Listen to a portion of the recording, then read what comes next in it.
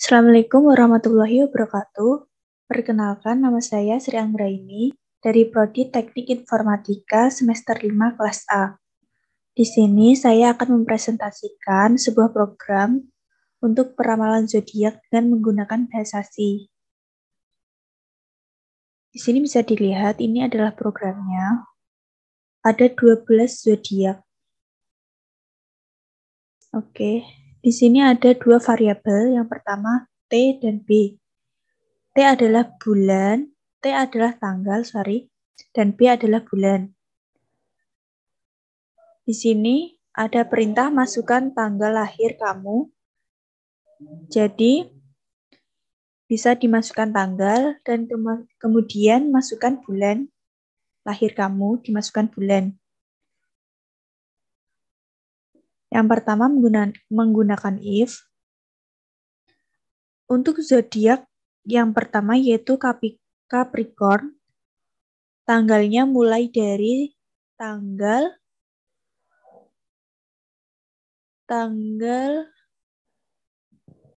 di sini if T lebih dari sama dengan 21 sampai T kurang dari sama dengan 31 bulan 12. Selanjutnya T lebih dari sama dengan 1 dan T kurang dari sama dengan 19 dan bulan 1. Kemudian di sini ada printf. Printf di sini berfungsi untuk menampilkan setiap kalimat yang ada dalam codingan ini. Selanjutnya sama. Yang kedua menggunakan else if.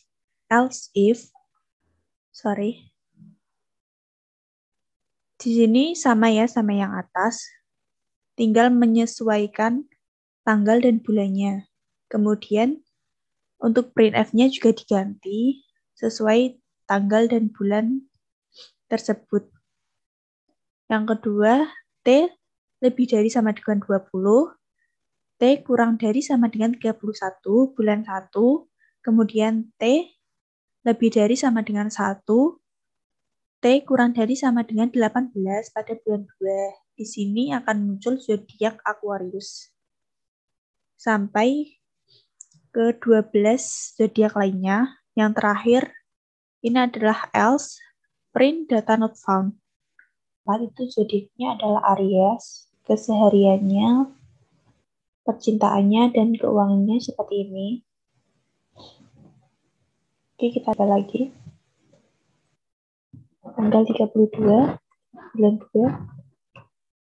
2. Di sini akan muncul data not found. Kenapa data not found? Karena tanggal 32 itu tidak ada yang pertama, dan kita tidak memasukkan kondisi tanggal 32 di bulan 2. Maka codingannya itu tidak akan muncul ya, selain kondisi yang dimasukkan sebelumnya, maka kondisi ini tidak akan muncul. Kemudian saya akan menjelaskan tentang algoritma kompleksitas atau kompleksitas algoritma. Oke. Kompleksitas algoritma adalah sebuah algoritma tidak saja harus benar, tetapi juga harus efisien atau mangkus. Kemangkusan algoritma diukur dari waktu, time eksekusi algoritma, dan kebutuhan ruang atau space memory. Algoritma yang mangkus adalah algoritma yang meminimumkan kebutuhan ruang dan waktu. Kemangkusan algoritma dihitung dari waktu yang diperlukan untuk menjalankan algoritma dan ruang atau space memory yang dibutuhkan oleh algoritma tersebut. Dan algoritma yang mangkus adalah algoritma yang meminimumkan kebutuhan waktu dan ruang memori. Menghitung kebutuhan waktu algoritma dengan mengukur waktu sesungguhnya dalam satuan detik ketika algoritma dieksekusi oleh komputer bukan cara yang tepat. Ada dua alasan. Yang pertama adalah setiap komputer dengan arsitektur berbeda mempunyai bahasa mesin yang berbeda.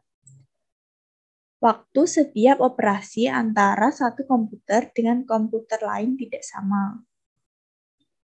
Oke, yang kedua, compiler bahasa pemrograman yang berbeda menghasilkan kode mesin yang berbeda.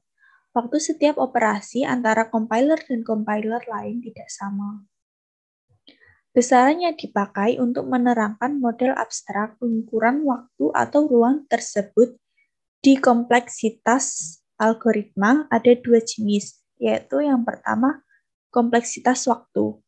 Diukur dari jumlah tahapan komputasi yang dibutuhkan untuk menjalankan algoritma sebagai fungsi dari ukuran masukan, N. Yang kedua, kompleksitas algoritma ruang.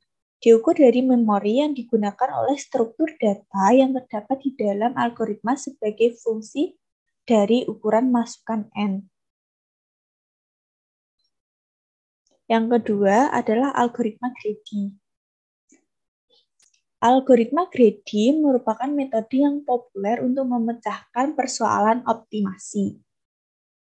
Persoalan optimasi adalah persoalan mencari solusi yang optimum. Ada dua macam persoalan optimasi. Yang pertama maksimasi dan yang kedua minimasi.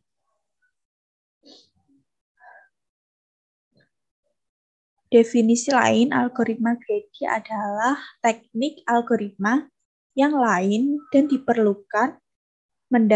perlu mendapat perhatian yang seksama.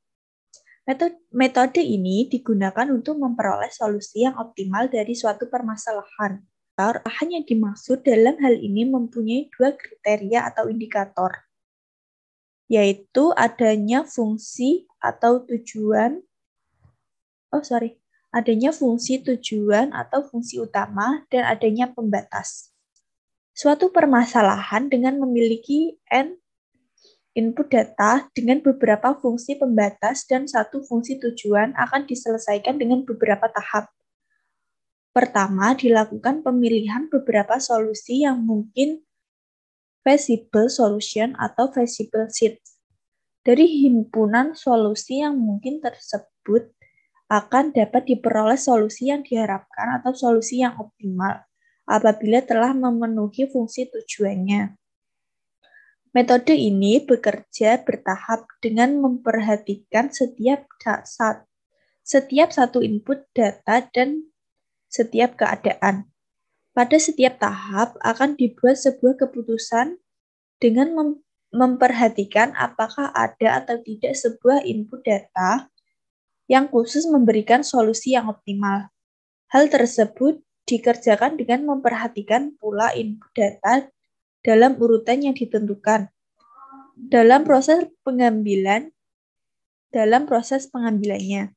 Jika input tersebut tidak memenuhi fungsi pembatas, maka ia pasti tidak termasuk dalam solusi yang mungkin. Greedy berarti rakus, tamak, loba, dan lain-lain. Prinsip greedy yaitu take what you can get now. Algoritma greedy membentuk solusi langkah per langkah atau step by step. Pada setiap langkah terdapat banyak pilihan yang perlu dievaluasi. Oleh karena itu, pada setiap langkah harus dibuat sebuah keputusan yang terbaik dalam menentukan pilihan. Pada setiap langkah, kita membuat pilihan optimum lokal dengan harapan bahwa langkah sisanya mengarah ke solusi optimum global. Seperti yang tadi sudah dijelaskan, algoritma greedy adalah algoritma yang memecahkan masalah dengan step by step atau langkah per langkah. Pada setiap langkah, mengambil pilihan yang terbaik yang dapat diperoleh pada saat itu tanpa memperhatikan konsekuensi ke depan.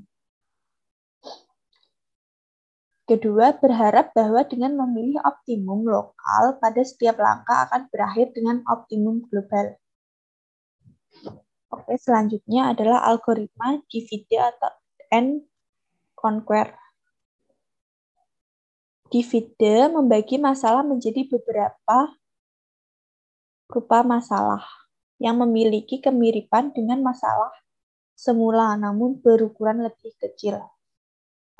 Conquer memecahkan atau menyelesaikan masing-masing masalah. Combine menggabungkan solusi masing-masing rupa masalah sehingga membentuk solusi masalah semula. Algoritma ini dulunya adalah strategi militer yang dikenal dengan nama divide and impress. Sekarang, strategi tersebut menjadi strategi fundamental di dalam ilmu komputer dengan nama divide and conquer. Objek permasalahan yang dibagi masukan atau input atau instances yang berukuran n seperti tabel, matriks, eksponen, dan lain-lain, tergantung pada masalahnya. Tiap-tiap masalah mempunyai karakteristik yang sama dengan karakteristik masalah asal, sehingga metode divide and conquer lebih natural diungkapkan dalam skema rekursif.